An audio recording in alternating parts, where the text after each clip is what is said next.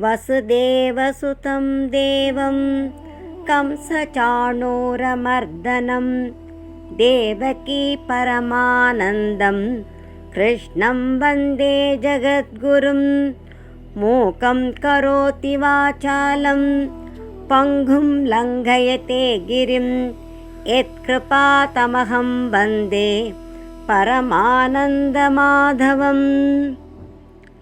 ஆத்மா நித்தியமானவன், பிறப்பற்றவன், அழிவற்றவன் என்று அறிந்தவர்களும், ஆத்மா உடலோடு சேர்ந்து பிறக்கிறான் இறக்கிறான் என்று நினைப்பவர்களும் வருத்தப்பட வேண்டியதில்லை என்பதை நிரூபித்த நித்திய நிர்மல சியாமசுந்தரன் 28வது ஸ்லோகத்திலே உயிரினங்களின் உடல்களுக்காகவும் வருந்த வேண்டியதில்லை என்பதை விளக்குகின்றார்.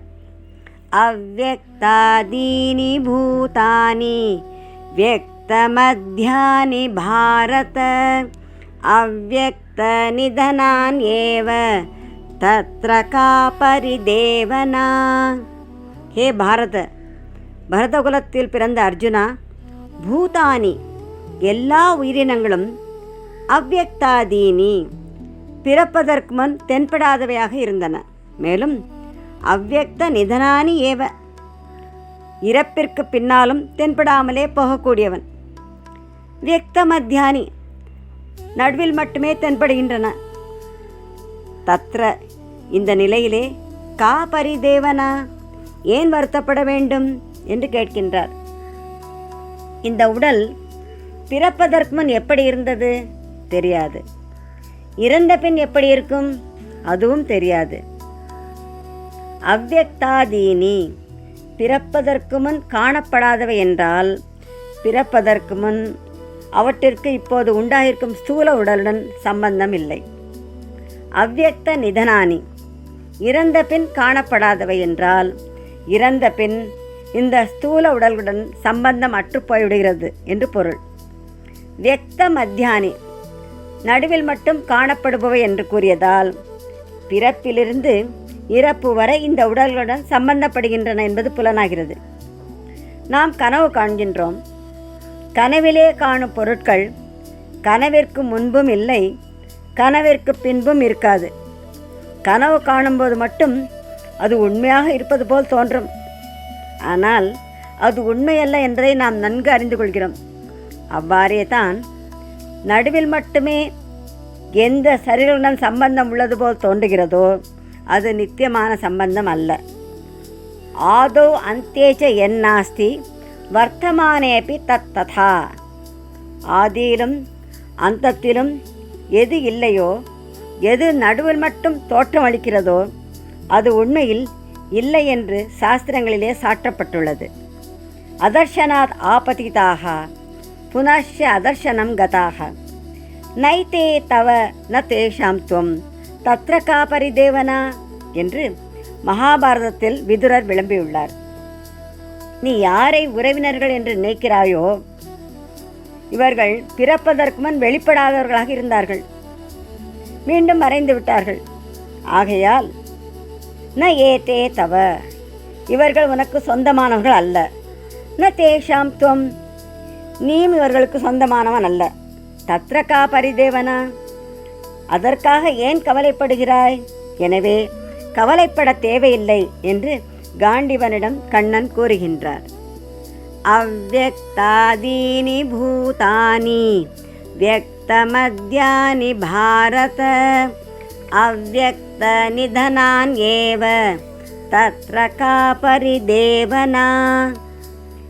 இவ்வாறெல்லாம் உடலின் தன்மையை உரைத்த உலகளந்த உத்தமன் ஆத்ம தத்துவத்தை அறிந்து கொள்வது அனைவராலும் இயலாது என்பதை 29வது ஸ்லோகத்திலே விளக்குகின்றார். ஆச்சரியவத் பஷ்யதி கஷ்சிதேனம் ஆச்சரியவத் வததி ததைவ சான்யஹ ஆச்சரியவத் சைனமன்யஸ் ஸ்ருணோதி ஸ்ருத்வாப்யேனம் வேத ந சைவ கஷ்சித். கஷ்சித் யாரோ ஒருவர் ஏனம் இந்த ஆத்மாவை ஆச்சரியவத்து ஆச்சரியம் போல பஷ்யதி பார்க்கிறான், ச மேலும் ததா ஏவ அவ்வாறே அந்யகா வேறு ஒருவன் இந்த தத்துவத்தை ஆச்சரியவத்து ஆச்சரியம் போல வதத்தி வர்ணிக்கிறான், மேலும் அந்யக மற்றொருவன் ஏனம் இந்த ஆத்மாவை ஆச்சரியவத் ஆச்சரியம் போல ஸ்ருணோதி கேட்கிறான். மேலும் கஷ்டித் யாராவது ஒருவனும் ஸ்ருத்வாபி கேட்டாலும் ஏனம் இந்த ஆத்மாவை ந ஏவ வேத அறியவே மாட்டான். ஆத்மாவின் தத்துவத்தை அனைவராலும் எளிதில் அறிந்து கொள்ள முடியாது. மனுஷ்யானாம் சகஸ்ரேஷு கஷ்டித் எததி சித்தையே எததாமபி சித்தானாம் கஷ்டின் மாம் வேதி தத்வதः. ஆயிரக்கணக்கான மனிதர்களில் யாரோ ஒருவன் ஆத்ம தத்துவத்தை உணர்த்த முயற்சி செய்கிறான். அவ்வாறு முயற்சி செய்பவர்களிலே யாரோ ஒருவன் தான் ஆத்ம தத்துவத்தை உணர்கிறான் என்று பகவானே இந்த பகவத்கீதையிலே பகிர்ந்துள்ளார். ஏனெனில் ஆத்ம தத்துவம் அற்புதமானது. உலகப் பொருட்களைப் போல ஆத்மாவை நேரிலே காண முடியாது. அவ்யக்தோயம் அச்சிந்தியோயம் என்று கூறப்பட்டதல்லவா? அயம் இந்த ஆத்மா அவ்யக்தகா புலன்களுக்கு புலப்படாது, அச்சிந்தியகா மனதால் நினைக்க முடியாது என்று சொல்லப்பட்டுள்ளது. ஆத்மாவை கண்ணால் காண முடியாது, காதால் கேட்க முடியாது, நாவினால் சுவைக்க முடியாது, மூக்கினால் முகர முடியாது, ஸ்பரிசிக்க முடியாது, வச்சனிக்க முடியாது, நினைக்க முடியாது என்றெல்லாம் சொல்லப்பட்டதல்லவா? இந்த ஆத்மா எதற்குமே விஷயமாகாமல் இருப்பதால் இதை எப்படி அறிந்து கொள்வது? சிரவணாயாபி பகுபீர் யோன லப்யः ஸ்ருண்வந்தோபி பகவோயம் ந வித்யுகு ஆச்சரியவக்தா குஷலோஸ்ய லப்தா ஆச்சரிய ஞாத்தா குஷலானுசிஷ்டः. கட்டோபனிஷத்திலே இந்த மந்திரம் கூறப்பட்டுள்ளது. இந்த ஆத்ம தத்துவத்தை அறிய வேண்டும் என்று விரும்பினாலும் இதை விளக்கி கூறுபவர்கள் கிடைப்பது அரிது. வேத சாஸ்திரங்களை கற்றுத் தேர்ந்தவர்கள்தான் விளக்க முடியும். அப்படியே ஆத்ம தத்துவத்தை ஆச்சாரியர்கள் அருளினாலும் சிரவணம் செய்தாலும் அதை புரிந்து கொள்பவர்கள் மிக அரிது.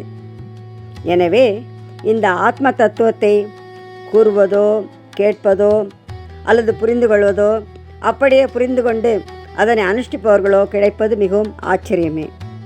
இந்த ஆத்ம தத்துவத்தை கேட்கும் அதிகாரி கிடைப்பதும் அரிது. அவன் கேட்பதும் மிகவும் ஆச்சரியமே. இதுவரை எந்த பொருட்களை அவன் சத்தியமென்றும் சுகமளிப்பவை என்றும் அழகானவை என்றும் அறிந்திருந்தானோ, இந்த உடலையே நான் என்று நினைத்திருந்தானோ, அவன் இந்த ஆத்ம தத்துவ உபதேசத்தை கேட்டு ஆத்மாவை தவிர மற்ற அனைத்துமே அனித்தியமானவை, அழியக்கூடியவை, துன்பம் தரக்கூடியவை, ஆத்மாவே அழிவற்ற நித்திய சுகஸ்வரூபம் என்றெல்லாம் கேட்கும் பொழுது அவன் ஆச்சரியப்படுகிறான். அந்த தத்துவத்தை பற்றி அவன் இதற்கு முன் கேள்விப்பட்டதில்லை, அறிந்ததில்லை. உலகியல் பொருட்களோடு ஆத்ம தத்துவத்தை ஒப்பிட முடியாது என்று சொல்லும் பொழுது அவன் அதை அற்புதம் அற்புதம் என்று நினைக்கின்றான். எனவே ஆத்மாவை பார்ப்பதும் சொல்வதும் கேட்பதும் ஆச்சரியமே. ஸ்ருத்வாபி வேதன செய்வ கஷ்டித் என்றார் பகவான். ஏன்? எவனுடைய உள்ளம் தூய்மையாக இல்லையோ, புலனடக்கம் இல்லையோ, முழுமையான ஸ்ரத்தை இல்லையோ, ஊக்கம் இல்லையோ, ஒழுக்கம் இல்லையோ, அவன் இந்த ஆத்ம தத்துவத்தை கேட்டாலும் அதை புரிந்து கொள்வதில்லை, சந்தேகம் கொள்கின்றான், விபரீதமாக எண்ணுகிறான். ஆத்மஸ்வரூபத்தை உள்ளபடி உணர அவனால் முடியவில்லை. எனவே தகுதியற்றவன் ஆத்ம தத்துவத்தை உணர முடியாது.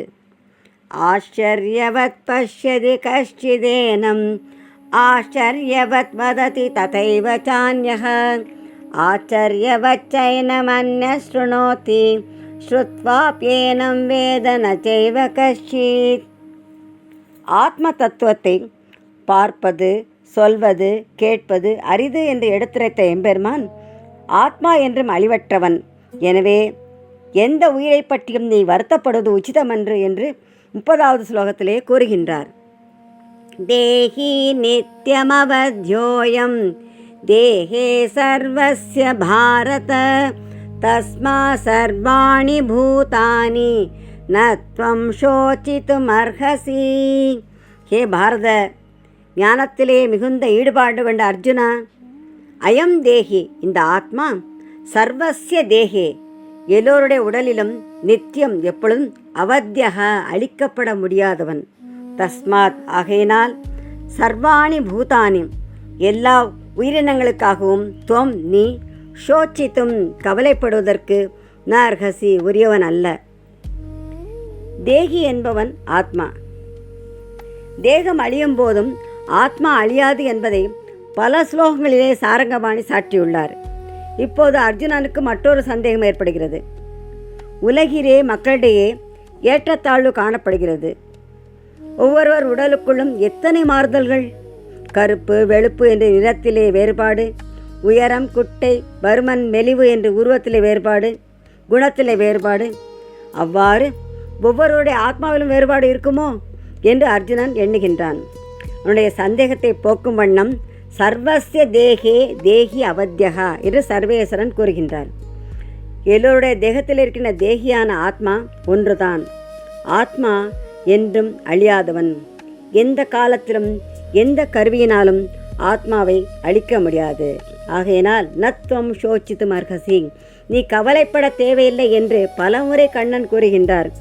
எந்த உயிரினத்திற்காகவும் நீ வருந்த வேண்டியதில்லை. நீ உடனே யுத்தத்திற்கு தயாராக வேண்டும் என்பதை அகில நாயகன் அர்ஜுனனுக்கு அறிவுறுத்துகின்றார். தேஹி நித்யமவத்யோயம் தேஹே சர்வஸ்ய பாரத தஸ்மா சர்வாணி பூதானி நத்வம் ஷோச்சித்துமர்ஹசி.